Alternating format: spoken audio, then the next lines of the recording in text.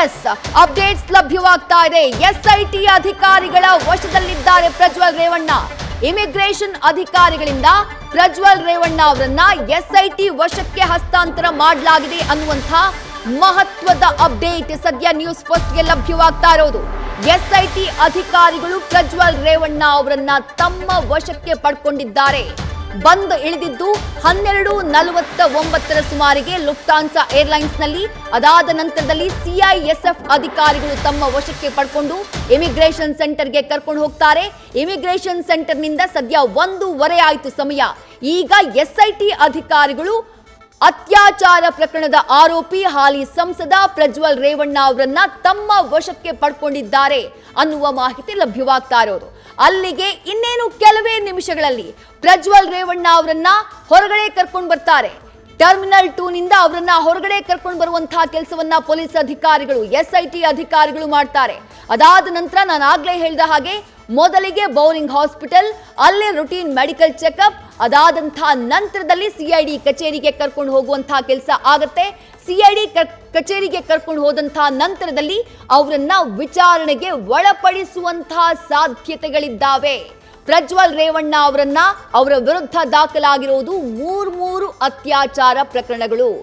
ಆ ಪ್ರಕರಣಗಳಿಗೆ ಸಂಬಂಧಪಟ್ಟ ಹಾಗೆ ಅವರನ್ನ ವಿಚಾರಣೆಗೆ ಒಳಪಡಿಸುವಂತಹ ಸಾಧ್ಯತೆಗಳಿದ್ದಾವೆ. ಯಾಕಂದ್ರೆ ಕೋರ್ಟ್ ಮುಂದೆ ಪ್ರೊಡ್ಯೂಸ್ ಮಾಡಬೇಕು. ಬಹುತೇಕ ನಾಳೆ, ಈಗೇನು ಸಮಯ 1:15 ಆಯ್ತು, ನಾಳೆ ಬೆಳಗಿನ ನಂತರದಲ್ಲಿ ಅದು ಎಷ್ಟೊತ್ತಿಗೆ 24 hours ಒಳಗಾಗಿ ಅವರನ್ನ ಕೋರ್ಟ್ಗೆ ಪ್ರೊಡ್ಯೂಸ್ ಮಾಡುವಂತಹ ಕೆಲಸ ಆಗಬೇಕು. ಹಾಗಾಗಿ ಎಷ್ಟು ಗಂಟೆಗೆ ಪ್ರೊಡ್ಯೂಸ್ ಮಾಡಬೇಕು ಅನ್ನೋದನ್ನ ಎಸ್ಐಟಿ ಅಧಿಕಾರಿಗಳು ಮುಂದಿನ ಹಂತದಲ್ಲಿ ಡಿಸೈಡ್ ಮಾಡ್ತಾರೆ. ಬಟ್ ಮೊದಲಿಗೆ ಬೌರಿಂಗ್ ಹಾಸ್ಪಿಟಲ್ಗೆ ಕರ್ಕೊಂಡು ಹೋಗಿ ಮೆಡಿಕಲ್ ಚೆಕಪ್ ಅನ್ನ ಮಾಡಿದಂತಹ ನಂತರದಲ್ಲಿ ಅವರನ್ನ ನೇರವಾಗಿ ಎಸ್ಐಟಿ ಅಧಿಕಾರಿಗಳು ಸಿಐಡಿ ಕಚೇರಿ ಕರ್ಕೊಂಡು ಬರ್ತಾರೆ. ಇಮಿಗ್ರೇಷನ್ ಪ್ರೋಸೆಸ್ ಅಂತ್ಯವಾದಂತಹ ಹಿನ್ನೆಲೆಯಲ್ಲಿ ಪ್ರಜ್ವಲ್ ರೇವಣ್ಣ ಅವರನ್ನ ವಶಕ್ಕೆ ಪಡೆದು ಸದ್ಯ ಬಂಧನದ ಪ್ರಕ್ರಿಯೆಯನ್ನ ನಡೆಸ್ತಾ ಇದ್ದಾರೆ ಎಸ್ಐಟಿ ಅಧಿಕಾರಿಗಳು. ಏರ್ಪೋರ್ಟ್ನಲ್ಲಾಗ್ತಾ ಇರುವಂತಹ ಕ್ಷಣದ ಬೆಳವಣಿಗೆಯನ್ನ ಟ್ರ್ಯಾಕ್ ಮಾಡುವಂತಹ ಕೆಲಸವನ್ನ ನ್ಯೂಸ್ ಪೋಸ್ಟ್ ಮಾಡಿದೆ. ಎಕ್ಸ್ಕ್ಲೂಸಿವ್ ದೃಶ್ಯವನ್ನ ನಿಮ್ಮ ಮುಂದಿಟ್ಟಿದೆ. ನಮ್ಮ 4 ಪ್ರತಿನಿಧಿಗಳು ಏರ್ಪೋರ್ಟ್ನ 4 ಭಾಗದಲ್ಲಿ ಇದ್ಕೊಂಡು ಏನೇನು ಕ್ರಮಗಳಾಗ್ತಾ ಇದ್ದಾವೆ ಪ್ರಜ್ವಲ್ ರೇವಣ್ಣ ಅವರ ಬಂಧನಕ್ಕೆ ಸಂಬಂಧಪಟ್ಟ ಹಾಗೆ, ಅವರನ್ನ ಕರ್ಕೊಂಡು ಬರುವಂತಹ ವಿಚಾರಕ್ಕೆ ಸಂಬಂಧಪಟ್ಟ ಹಾಗೆ ಅನ್ನುವಂತಹ ಅಪ್ಡೇಟ್ಸ್ ನ ಕೆಂಪೇಗೌಡ ಇಂಟರ್ನ್ಯಾಷನಲ್ ಏರ್ಪೋರ್ಟ್ ನಿಂದ ನೀಡ್ತಿದ್ದಾರೆ. ಎಸ್ಐಟಿ ಅಧಿಕಾರಿಯಾಗಿರುವಂತಹ ಸುಮನ್ ಕನ್ನೇಕರ್ ಅವರ ನೇತೃತ್ವದಲ್ಲಿ ಪ್ರಜ್ವಲ್ ರೇವಣ್ಣ ಅವರನ್ನ ವಶಕ್ಕೆ ಪಡೆಯಲಾಗಿದೆ ಅನ್ನುವಂಥ ಮಾಹಿತಿ ಸದ್ಯ ಲಭ್ಯವಾಗ್ತಾ ಇದೆ. ಎಸ್ಐಟಿ ಅಧಿಕಾರಿಗಳ ತಂಡ ಹಲವು ಗಂಟೆಗಳ ಹಿಂದೆಯೇ ಟರ್ಮಿನಲ್ 2 ಒಳಭಾಗದಲ್ಲಿ ಬೀಡು ಬಿಟ್ಟಿತ್ತು. ಸುಮಾರು 8 ಎಸ್ಐಟಿ ಅಧಿಕಾರಿಗಳು ಒಳಭಾಗದಲ್ಲಿದ್ದಾರೆ ಅನ್ನುವಂಥ ಮಾಹಿತಿಯನ್ನ ನಮ್ಮ ಪ್ರತಿನಿಧಿಗಳು ನೀಡ್ತಾ ಇದ್ರು. ಅರೆಸ್ಟ್ ವಾರೆಂಟ್ ಇರುವಂತಹ ಕಾರಣಕ್ಕಾಗಿ ಈ ತಕ್ಷಣಕ್ಕೆ ಅವರನ್ನ ಅರೆಸ್ಟ್ ಮಾಡುವಂತಹ ಕೆಲಸ, ಅರೆಸ್ಟ್ ಪ್ರಕ್ರಿಯೆಯನ್ನ ಕಂಪ್ಲೀಟ್ ಮಾಡುವಂತಹ ಕೆಲಸವನ್ನ ಎಸ್ಐಟಿ ಅಧಿಕಾರಿಗಳು ಮಾಡ್ತಿದ್ದಾರೆ. ನ್ಯಾಯಾಲಯದ ಮೂಲಕ ಅರೆಸ್ಟ್ ವಾರೆಂಟ್ ನ ಹೊರಡಿಸಲಾಗಿದೆ. ನಾವಿಲ್ಲಿ ಗಮನಿಸಬೇಕಾಗಿರುವಂತಹ ವಿಚಾರ ಏನು ಅಂದ್ರೆ, ರಾಜತಾಂತ್ರಿಕ ಪಾಸ್ಪೋರ್ಟ್ ನ ರದ್ದು ಮಾಡೋದಕ್ಕೆ ಪತ್ರವನ್ನ ಬರೆದಂತಹ ಸಂದರ್ಭದಲ್ಲಿ ಸಿಎಂ ಸಿದ್ದರಾಮಯ್ಯ ಅವರು ಮೊದಲ ಬಾರಿ ಪತ್ರ ಬರೆದಾಗ ನ್ಯಾಯಾಲಯ ಹೊರಡಿಸಿರುವಂತಹ ಈ ಅರೆಸ್ಟ್ ವಾರೆಂಟ್ ನ ಲಗತ್ತಿಸಿಲ್ಲ, ಅದನ್ನ ಸಬ್ಮಿಟ್ ಮಾಡಿಲ್ಲ ಅನ್ನುವಂತಹ ಕಾರಣಕ್ಕಾಗಿ ಮತ್ತೊಮ್ಮೆ ಪತ್ರವನ್ನ ಬರೆಯಬೇಕಾಯಿತು. ಅಂದ್ರೆ ಅರೆಸ್ಟ್ ವಾರೆಂಟ್ ಆಲ್ರೆಡಿ ಹೊರಡಿಸಲಾಗಿದೆ ಪ್ರಜ್ವಲ್ ರೇವಣ್ಣ ಅವರ ವಿರುದ್ಧ. ಹೀಗಾಗಿ ಇಮಿಗ್ರೇಷನ್ ಪ್ರಕ್ರಿಯೆ ಏನಿದೆ ಅದು ಕಂಪ್ಲೀಟ್ ಆಗ್ತಾ ಇದ್ದ ಹಾಗೆ ಎಸ್ಐಟಿಯ ಅಧಿಕಾರಿಗಳು ಪ್ರಜ್ವಲ್ ರೇವಣ್ಣ ಅವರನ್ನ ವಶಕ್ಕೆ ಪಡ್ಕೊಂಡು ಈಗ ಬಂಧನದ ಪ್ರಕ್ರಿಯೆಯನ್ನ ನಡೆಸುತ್ತಿದ್ದಾರೆ ಅನ್ನುವಂಥ ಮಹತ್ವದ ಅಪ್ಡೇಟ್ ಕೆಂಪೇಗೌಡ ಇಂಟರ್ನ್ಯಾಷನಲ್ ಏರ್ಪೋರ್ಟ್ ನಿಂದ ಲಭ್ಯವಾಗ್ತಾ ಇದೆ. ಅರೆಸ್ಟ್ ವಾರೆಂಟ್ ಇರುವಂತಹ ಕಾರಣಕ್ಕಾಗಿ ಈ ಕ್ಷಣಕ್ಕೆ ಅವರನ್ನ ಅರೆಸ್ಟ್ ಮಾಡಲಾಗಿದೆ ಕೆಂಪೇಗೌಡ ಇಂಟರ್ನ್ಯಾಷನಲ್ ಏರ್ಪೋರ್ಟ್ ನಲ್ಲೇ.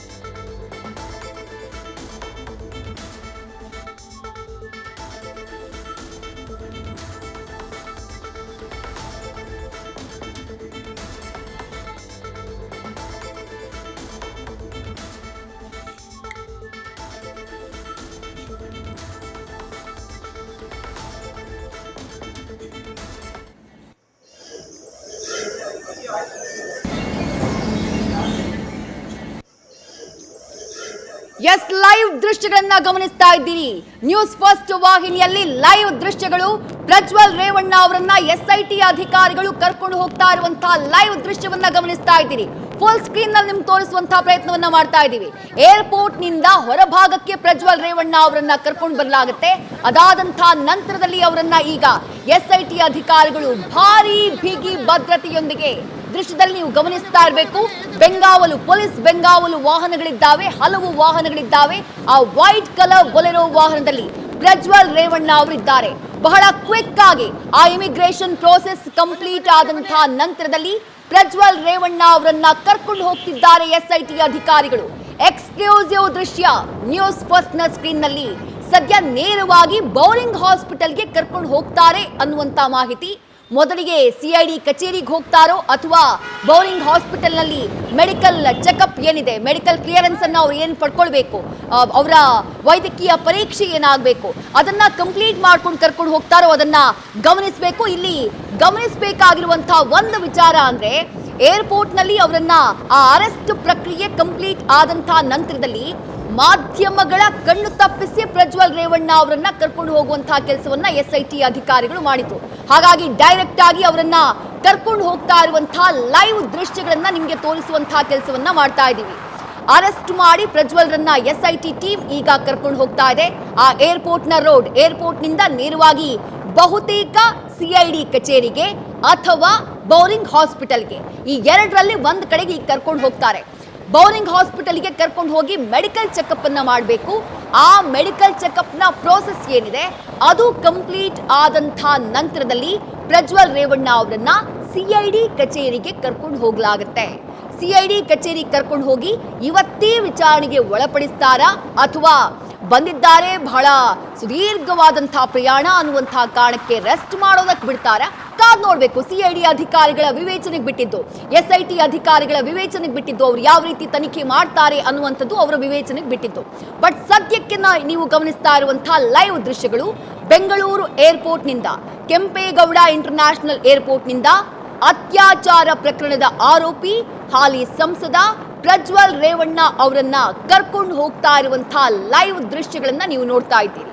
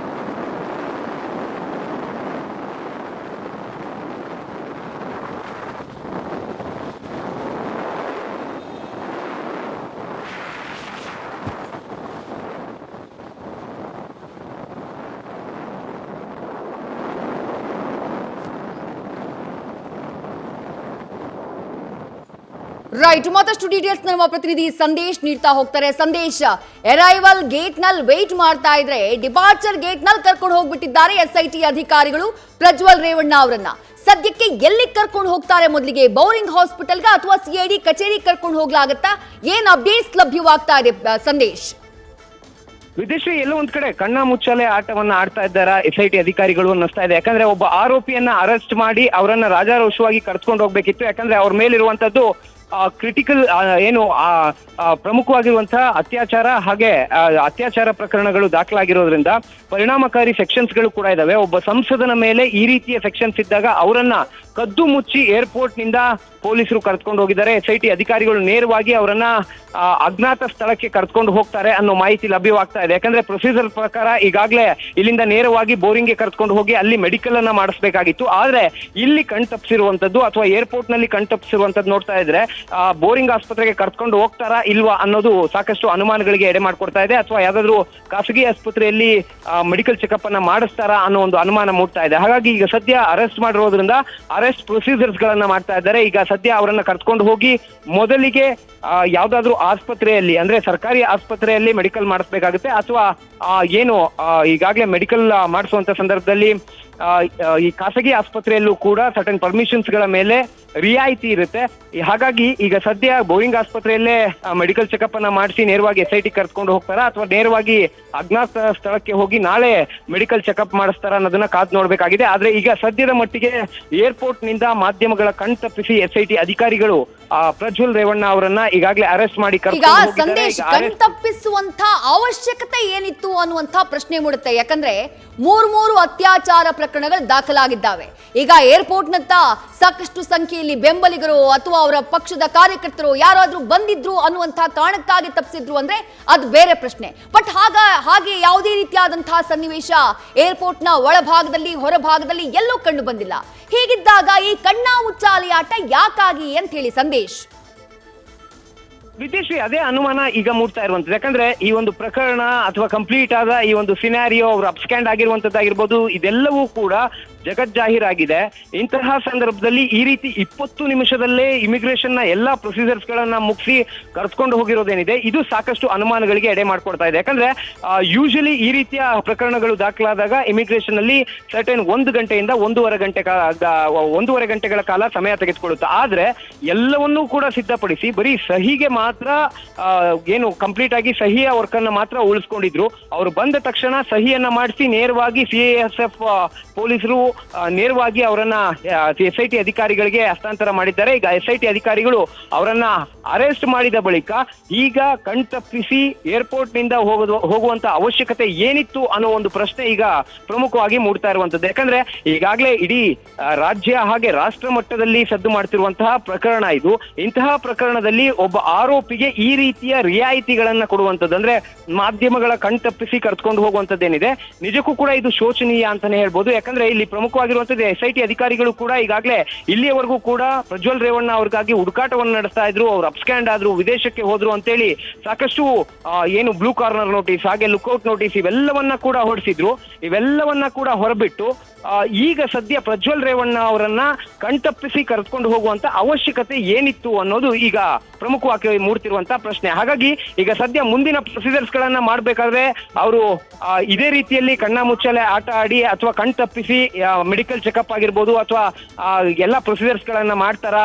ಯಾಕಂದ್ರೆ ನ್ಯಾಯಾಲಯಕ್ಕೆ ಹಾಜರುಪಡಿಸುವಂತ ಸಂದರ್ಭದಲ್ಲಿ ಓಪನ್ ಕೋರ್ಟ್ಗೆ ಹಾಜರುಪಡಿಸುವಂತ ಸಂದರ್ಭದಲ್ಲೂ ಕೂಡ ಕಂಪ್ಲೀಟ್ ಆಗಿ ಏನು ನ್ಯಾಯಾಲಯ ರಜೆ ಇಲ್ಲದ ದಿನವೇ ಹಾಜರುಪಡಿಸಬೇಕಾಗುತ್ತೆ. ಹಾಗಾಗಿ ಆ ಸಂದರ್ಭದಲ್ಲಿ ಏನೆಲ್ಲ ಪ್ಲಾನ್ ಗಳನ್ನ ಮಾಡ್ಕೊಳ್ತಾರೆ SIT ಅಧಿಕಾರಿಗಳು ಪ್ರಜ್ವಲ್ ರೇವಣ್ಣ ಅವರ ಮುಖಚಹರೆಯನ್ನ ಮುಚ್ಚಿಸೋದಕ್ಕೆ ಅನ್ನೋದನ್ನ ಕಾದ್ ನೋಡ್ಬೇಕಾಗಿದೆ. ವಿದ್ಯಶ್ರೀ ಸಂದೇಶ್ ಬರೀ 20-25 ನಿಮಿಷಗಳ ಒಳಗಾಗಿ ಇಮಿಗ್ರೇಷನ್ ನ ಕಂಪ್ಲೀಟ್ ಪ್ರೋಸೆಸ್ ಮುಕ್ತಾಯ ಆಗಿರೋದು.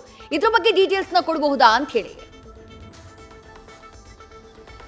ವಿದೇಶಿ ಅಂದ್ರೆ ಇಲ್ಲಿ ಪ್ರಮುಖವಾಗಿರುವಂತದ್ದು ನಾನು ಆಗ್ಲೇ ಹೇಳ್ದಾಗೆ ಈ ರೀತಿಯ ಪ್ರಕರಣಗಳಲ್ಲಿ ಯಾರಾದ್ರೂ ಇಮಿಗ್ರೇಷನ್ ಗೆ ಬಂದ್ರೆ ಅಂದ್ರೆ ಲುಕ್ಔಟ್ ನೋಟಿಸ್, ಅರೆಸ್ಟ್ ವಾರೆಂಟ್ ಅಥವಾ ಬ್ಲೂ ಕಾರ್ನರ್ ನೋಟಿಸ್ ಹೊರಡಿಸಿದಂತ ಸಂದರ್ಭದಲ್ಲಿ ಬೇರೆ ಯಾವುದೇ ಆರೋಪಿ ಬಂದ್ರು ಕೂಡ ಈ ಪ್ರೊಸೀಜರ್ಸ್ ಅನ್ನ ಮುಗಿಸೋದಕ್ಕೆ 1 ಗಂಟೆಯಿಂದ 1.5 ಗಂಟೆಗಳ ಕಾಲ ಸಮಯಾವಕಾಶ ತೆಗೆದುಕೊಳ್ಳುತ್ತೆ. ಆದ್ರೆ ಈ ರೀತಿಯಲ್ಲಿ ಇಷ್ಟು ಬೇಗ ಇಷ್ಟು ತ್ವರಿತಗತಿಯಲ್ಲಿ ಕಂಪ್ಲೀಟ್ ಆದ ಪ್ರೊಸೀಜರ್ಸ್ ಗಳನ್ನ ಮುಗಿಸಿರೋದೇನಿದೆ ಇದು ಸಾಕಷ್ಟು ಅನುಮಾನಗಳಿಗೆ ಎಡೆ ಮಾಡ್ಕೊಡ್ತಾ ಇರುವಂತದ್ದು. ಯಾಕಂದ್ರೆ ಯೂಶಲಿ ಈ ರೀತಿಯ ಒಂದು ಪ್ರಕರಣ ಜೊತೆಗೆ lookout notice, blue corner notice, arrest warrant ಇವೆಲ್ಲವೂ ಕೂಡ ಇದ್ದಾಗ ಇಮಿಗ್ರೇಷನ್ ಅಧಿಕಾರಿಗಳು ಸರ್ಟನ್ ಟೈಮ್ ಅನ್ನ ತೆಗೆದುಕೊಳ್ತಾರೆ. ಆದ್ರೆ ಪ್ರಜ್ವಲ್ ರೇವಣ್ಣ ಅವರಿಗೆ ಮಾತ್ರ ಯಾಕೆ ಈ ರಿಯಾಯಿತಿ 20 ರಿಂದ 25 ನಿಮಿಷದ ಒಳಗೆ ಎಲ್ಲವನ್ನೂ ಕೂಡ ಮುಗಿಸಿ ಅವರನ್ನ ಹೊರಗೆ ಕರ್ಕೊಂಡು ಹೋಗುವಂತ ಅಥವಾ ಅರೆಸ್ಟ್ ಮಾಡಿ ಅವರನ್ನ ಮಾಧ್ಯಮಗಳಿಗೆ ಕಣ್ತಪ್ಪಿಸಿ ಕರ್ಕೊಂಡು ಹೋಗುವಂತ ಅವಶ್ಯಕತೆ ಏನಿತ್ತು ಅನ್ನೋ ಒಂದು ಪ್ರಶ್ನೆ ಮೂಡುತ್ತೆ. ಹಾಗಾಗಿ ಈ ರೀತಿಯ ಕೆಲಸವನ್ನ SIT ಅಧಿಕಾರಿಗಳು ಯಾಕೆ ಮಾಡಿದ್ರು ಅನ್ನೋ ಒಂದು ಪ್ರಶ್ನೆ ಕೂಡ ಕಾಡ್ತಾ ಇದೆ. ಆದ್ರೆ ಮುಂದಿನ ಪ್ರೊಸೀಜರ್ಸ್ ಗಳಲ್ಲಿ ಈ ರೀತಿಯ ಕಣ್ಣ ಮುಚ್ಚಾಲೆ ಆಟಗಳು ನಡೀತಾವಾ ಇಲ್ವಾ ಅನ್ನೋದನ್ನ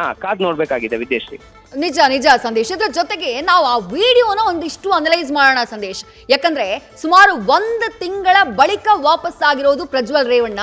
ಅವರು ಹಾಕೊಂಡಿರುವಂತಹ ಬಟ್ಟೆ, ಅವರು ನಡ್ಕೊಂಡು ಬಂದಂತಹ ರೀತಿ, ಅದನ್ನ ಅನಲೈಸ್ ಮಾಡೋದಾದ್ರೆ ಏನ್ ಅನ್ಸತ್ತೆ ಅಂತ ಹೇಳಿ. ಯಾಕಂದ್ರೆ ಮೂರು ಅತ್ಯಾಚಾರ ಪ್ರಕರಣ ಹಾಲಿ ಸಂಸದನ ವಿರುದ್ಧ ದಾಖಲಾಗಿರೋದು, ಅವರನ್ನ ವಶಕ್ಕೆ ಪಡೆದಂತಹ ನಂತರದಲ್ಲಿ ಅವರನ್ನ ಕರ್ಕೊಂಡು ಹೋಗ್ತಾ ಇರುವಂತಹ ಆ ಎಕ್ಸ್ಕ್ಲೂಸಿವ್ ದೃಶ್ಯ ನ್ಯೂಸ್ ಫಸ್ಟ್ಗೆ ಲಭ್ಯವಾಗಿದೆ.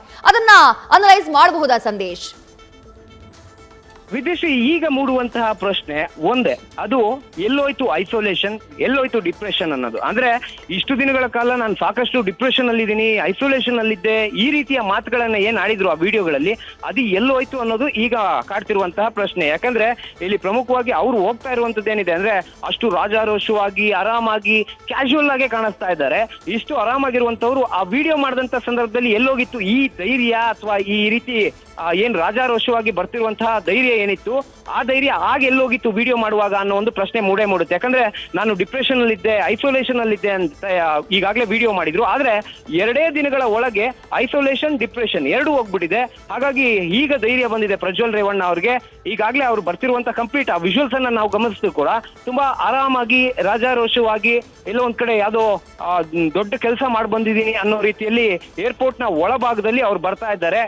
ಕಂಪ್ಲೀಟ್ ಆಗಿ ಎಲ್ಲ ಒಂದ್ ಕಡೆ CISF ಪೊಲೀಸರು ಕೂಡ ಬರ್ತಾ ಇದ್ರೆ, ಮಧ್ಯದಲ್ಲಿ VIP ರೀತಿಯಲ್ಲಿ ಅವ್ರು ನಡ್ಕೊಂಡು ಬರ್ತಾ ಇರೋದು ನೋಡ್ತಾ ಇದ್ರೆ ನಿಜಕ್ಕೂ ಕೂಡ ಅವ್ರಿಗೆ ನಾನು ಆರೋಪಿ ಅನ್ನೋದು ಮರೆತು ಹೋಗಿದ್ಯಾ ಅನ್ನೋ ಒಂದು ಅನುಮಾನ ಮೂಡ್ತಾ ಇದೆ. ಯಾಕಂದ್ರೆ ನಾನು ಆರೋಪಿ ಒಂದು 3 ಏನು ಪ್ರಮುಖ ಪ್ರಕರಣಗಳಲ್ಲಿ, ಅದರಲ್ಲೂ ಕೂಡ ಇಲ್ಲಿ ಸೆಕ್ಷನ್ಸ್ ಗಳನ್ನ ಏನ್ ಹಾಕಿದ್ದಾರೆ ಅಂದ್ರೆ ಅತ್ಯಾಚಾರ ಪ್ರಕರಣಗಳನ್ನ ಏನ್ ದಾಖಲು ಮಾಡಿದ್ದಾರೆ, ಇವೆಲ್ಲವೂ ಕೂಡ ರಾಜ್ಯ ಹಾಗೆ ರಾಷ್ಟ್ರ ಮಟ್ಟದಲ್ಲಿ ಇಷ್ಟು ಸದ್ದು ಮಾಡ್ತಾ ಇದೆ.